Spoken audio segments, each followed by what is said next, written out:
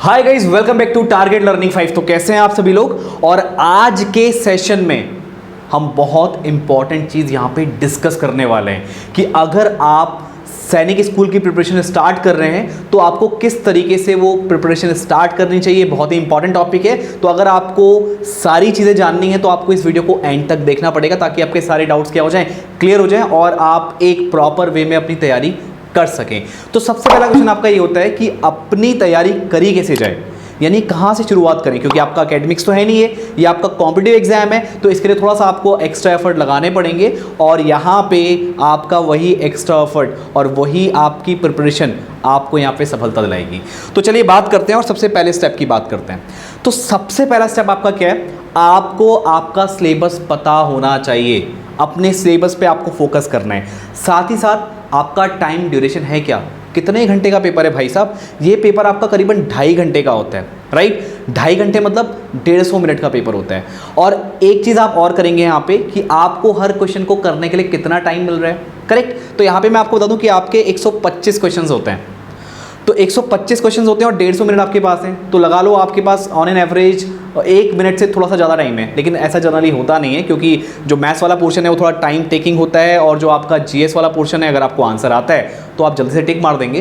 तो on an average आपको फिर भी एक आइडिया होना चाहिए कि आपको हर क्वेश्चन को करने का एक एवरेज टाइम कितना मिल रहा है, करेक्ट। तो वो आपसे 1 मिनट से कुछ ज़्यादा बैठेगा। तो आपको पहला क्या पता होना चाहिए कि भाई सिलेबस क्या है, फिर कितने घंटे का पेपर है, फिर यानी आपको करीबन एक क्वेश्चन को करने में कितना टाइम मिल रहा है, ठीक है। आगे बढ़ते हैं। सेकंड स्टेप है आपका कि भाई आपका यहाँ पे जो मार्क्स का डिस्ट्रीब्यूशन है वो किस तरीके का है। तो यहाँ पे आपको सबसे पहले तो आपके जो सब्जेक्ट्स हैं उनको आइडेंटिफाई करना है।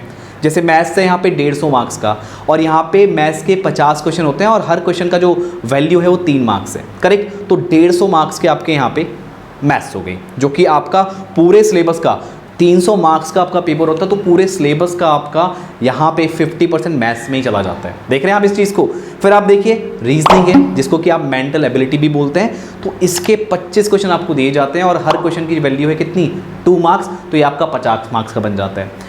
जीएस जीके की बात करें, इसके भी 25 क्वेश्चन होते हैं। ये भी आपका क्या है, 50 मार्क्स का है। और जो आपका लैंग्वेज है, जैसे यहाँ पे इंग्लिश होती है, हिंदी होती है, जो आपकी लैंग्वेज आपको चूज़ करनी होती है, तो वो भी आपकी कितने मार्क्स की होती है, 50 मार्क्स की होती है। यानी 25 क्वेश्चन आपको लैंग्वेज के मिलते हैं। तो ये आपका पूरा जो 300 मार्क्स है वो इस तरह से यहाँ पर बटा हुआ है। ये आपको पता लग गया, वेरी गुड। अब करना क्या है वो देखिए। अब स्टेप 3 आपका ये आता है कि भैया आपको सेपरेट कॉपी बनानी है। मैथ्स की अलग, रीजनिंग की अलग, जीएस जीके की अलग और आपकी लैंग्वेज की अलग, राइट।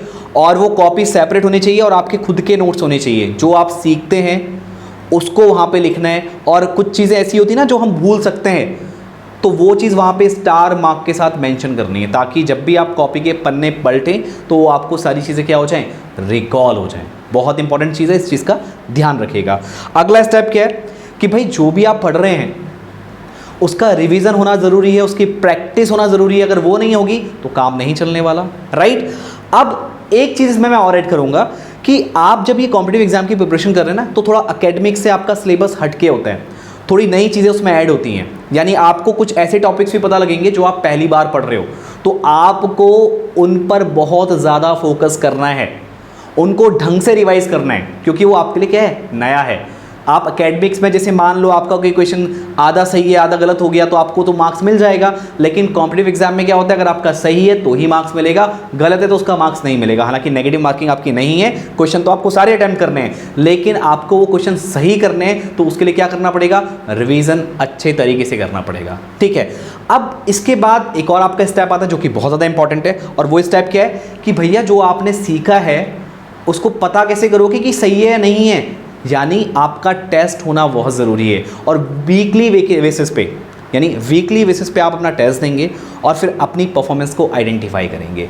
जैसे आपको करना क्या है, आपको हर सब्जेक्ट का टेस्ट देना है हर हफ्ते, चेक करना है अपना स्कोर कितना आप अचीव कर रहे हो और उसी के अकॉर्डिंग आपको आगे प्लान करना है। यानी अगर आपके मार्क्स कम आए हैं तो आपको रिवीजन बढ़ाना है, अपने फोकस, अपनी जो स्टडी है उस पर फोकस बढ़ा देना है, राइट। और अगर आप अच्छा मार्क्स लेके आ रहे हो तो उसी को आपको कंटिन्यू में रखना है। तो आप कैसे आइडेंटिफाई करोगे भाई पुअर परफॉर्मेंस है, एवरेज है, एक्सेलेंट है, करेक्ट। तो यहाँ पे आपको ये चीज़ का बहुत ज़्यादा ध्यान दे रहे हैं और इस तरीके से आप करोगे तो आपको कहीं भी कोई प्रॉब्लम नहीं आने वाली है।